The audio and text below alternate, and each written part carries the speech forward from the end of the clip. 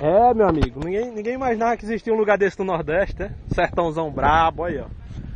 Aqui a galera todinha aí, ó. Numa cachoeira. O caminhão da gente atolou. E a gente tá aproveitando. O caminhão a gente atolou e é perto dessa cachoeira, a gente não sabia, entramos dentro do mato aí, ó.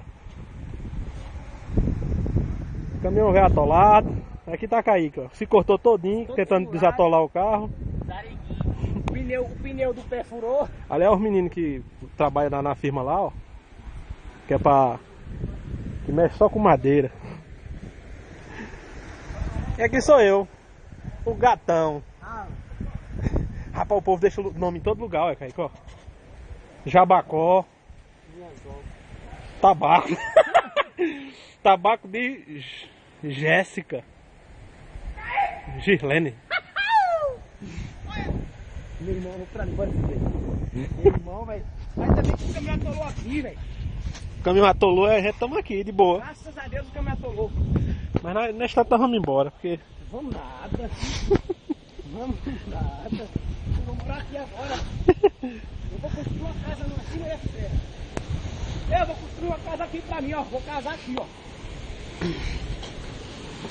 Agora aqui dá pra acampar, doido. Viu? Ei, tu vai pular, velho? Vou dar uma ajuda pra ele ali. Vai, velho. Aqui dá pra acampar, tá ligado? Loucura da...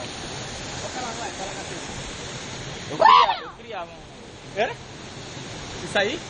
Ô, camaleão? Vai lá. Criava onde? Na caixa.